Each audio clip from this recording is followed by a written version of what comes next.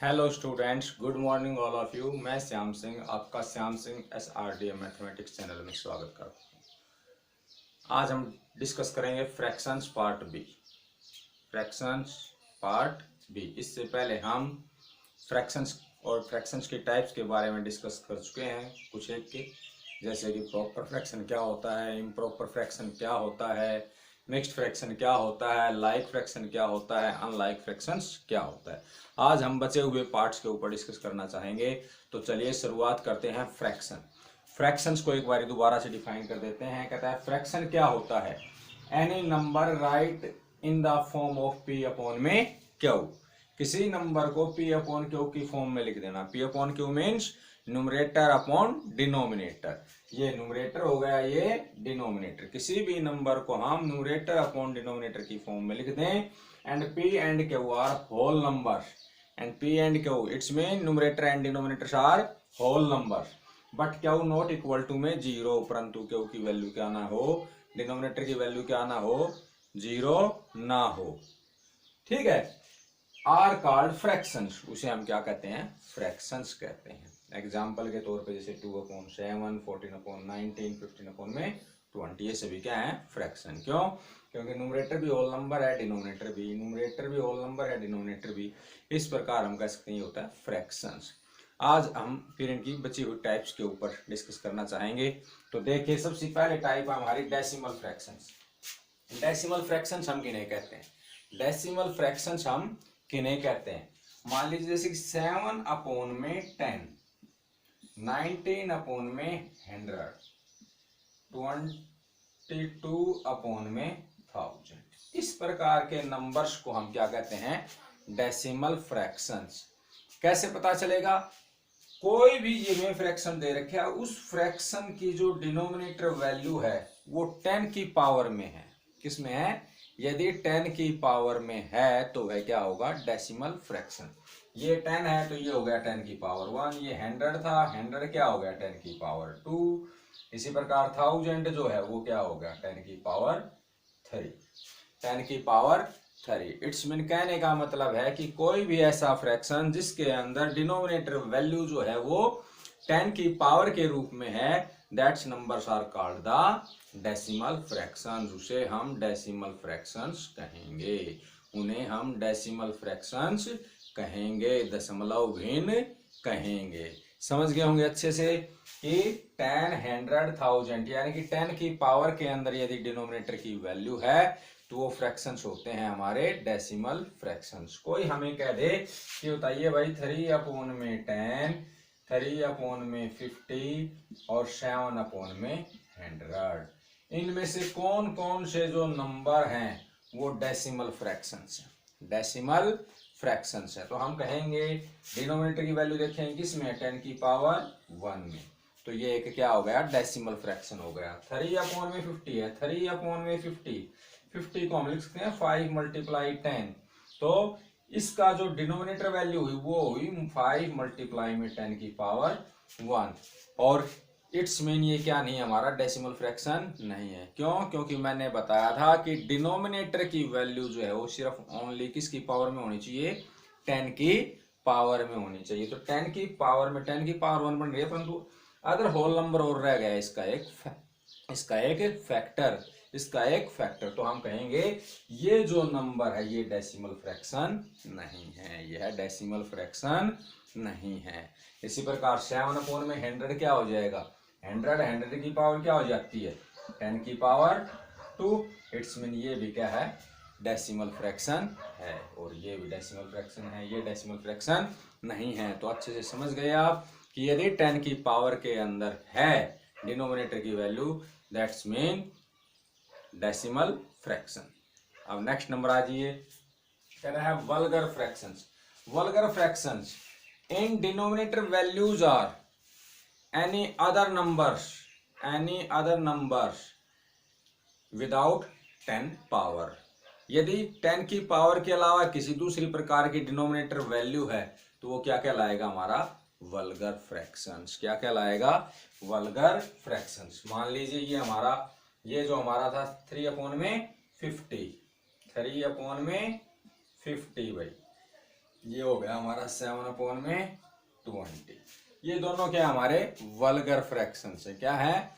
Vulgar fractions है। इनमें denominator की वैल्यू जो है वो 10 की पावर में नहीं है, ओनली 10 की पावर में नहीं है। इट्स मीन ये कैसे हमारे वल्गर फ्रैक्शन, कैसे हमारे वल्गर फ्रैक्शन। 14 क्या हो गया?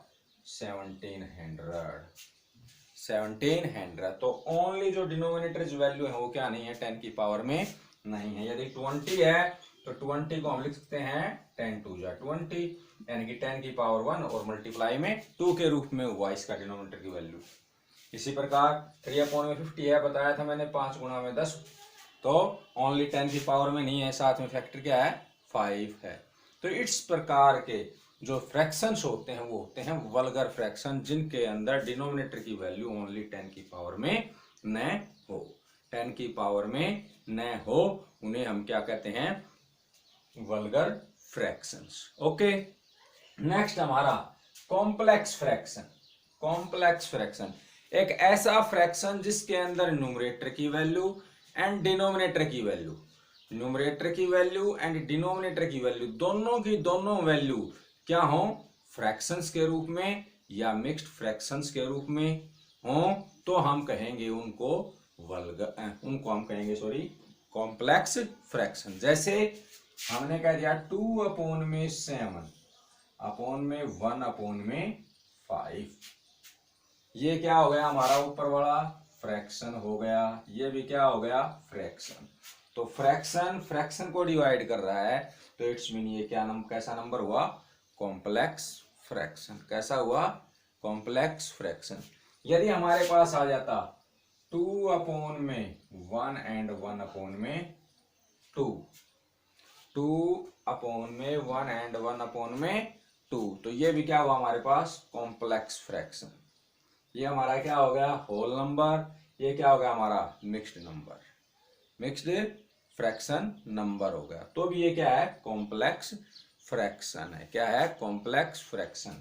3 and 1/2 and 10 and 2/7, mixed fraction divided by mixed fraction.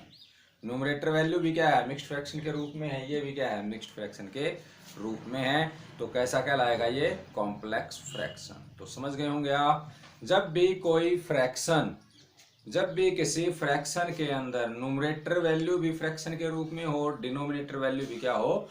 Fractions के रूप में हो, these numbers are called complex fractions. Complex fractions. अब आइए इक्विवेलेंट फ्रैक्शन। इक्विवेलेंट फ्रैक्शंस क्या होते हैं? जैसा कि नाम से ही पता चल रहा है, समान फ्रैक्शंस। इक्विवेलेंट फ्रैक्शंस क्या होते हैं? कोई भी मान लीजिए फ्रैक्शंस है, ये हमारे पास है 2/4 और एक है हमारे पास 3/6। इस फ्रैक्शंस के न्यूमरेटर और डिनोमिनेटर को हम सेम नंबर से डिवाइड कर दें। क्या कर दें? सेम नंबर से डिवाइड कर दें, या ये कहें इनके HCF से डिवाइड कर दें। HCF से क्या कर दें?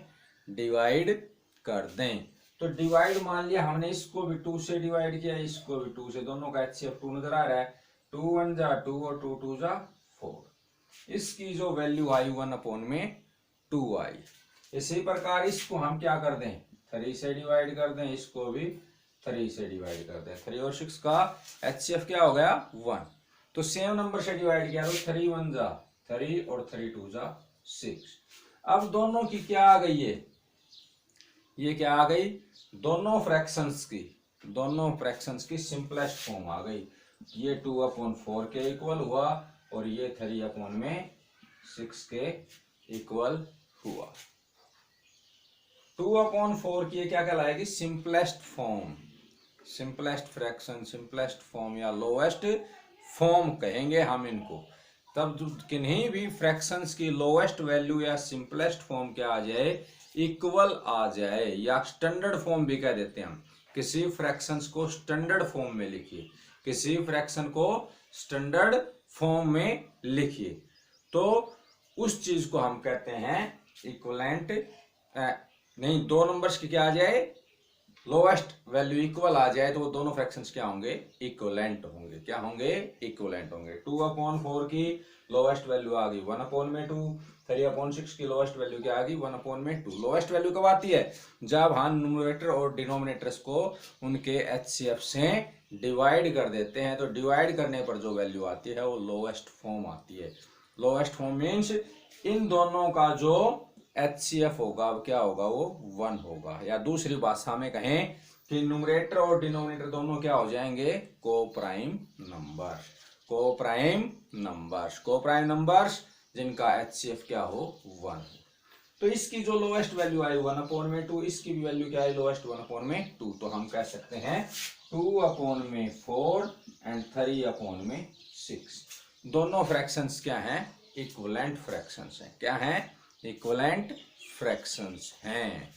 दो या दो से अधिक नंबरों की तुलना करना और उनकी सिंपलेस्ट या लोएस्ट या स्टैंडर्ड, एक ही बात है, इनका सिंपलेस्ट कहें, लोएस्ट कहें या स्टैंडर्ड फॉर्म में लिखने के लिए कहा जाए आपको, तो वो यदि क्या आ जाए, इक्वल आ जाए निम्न फ्रैक्शंस की, तो वो सभी फ्रैक्शंस क्या होंगे, एक दूसरे के इक्विवेलेंट होंगे। किसी एक दूसरे के इक्विवेलेंट होंगे। किसी नंबर के इक्विवेलेंट आपसे कोई नंबर लिखने के लिए कहा जाए तो आप उस फ्रैक्शन नंबर्स के न्यूमरेटर और डिनोमिनेटर को सेम नंबर से डिवाइड भी कर सकते हैं और सेम नंबर से मल्टीप्लाई भी कर सकते हैं। मल्टीप्लाई करने पर जो नंबर्स आएंगे उस फ्रैक्शंस के इक्विवेलेंट आएंगे और डिवाइड करने से जो नंबर आएंगे वो भी क्या आएंगे, उसके इक्विवेलेंट आएंगे।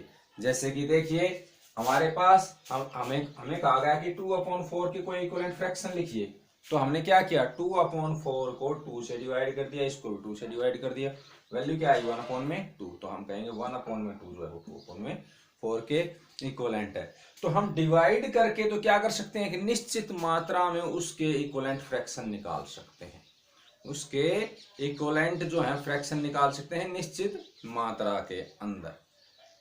और कोई नंबर देखिए, जैसे 12/36 कहता है इसके इक्विवेलेंट फ्रैक्शन बताइए। तो हम इसको क्या कर दें, 2 से डिवाइड कर दें, 2 से इसको डिवाइड कर दिया, 2 से इसको डिवाइड कर दिया, 2 6 जा 12 और 2 18 जा 36। तो 6/18 जो है क्या हुआ, 12/36 के इक्विवेलेंट हुआ। हम इसकी और इक्विवेलेंट करना चाह रहे हैं भाई, 6/18 को 6/18 को हमें डिवाइड कर दें, या ये कह लो 12/36 को हम डिवाइड कर दें।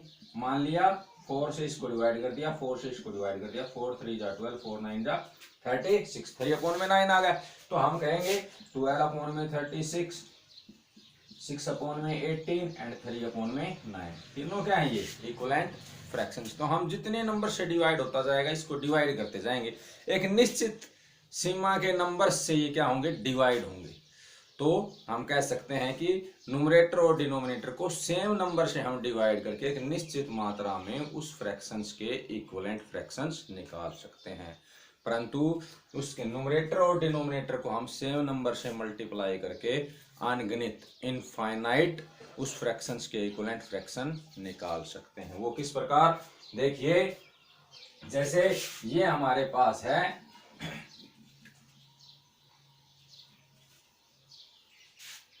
2/4 कहता है इसके इक्विवेलेंट बताइए फ्रैक्शंस। तो हम कहते हैं इसको मल्टीप्लाई कर दिया हमने 2 से, इसको भी 2 से मल्टीप्लाई कर दिया, 2 2 जा 4, 4 2 जा 8। तो 4/8 जो है वो 2/4 के क्या हुआ, इक्विवेलेंट हुआ। क्या हुआ, इसके इक्विवेलेंट हुआ। इसी प्रकार 2/4 को हमने 3 से मल्टीप्लाई, दोनों को 6/2 है, तो ये भी क्या आया, इनके इक्विवेलेंट होगा।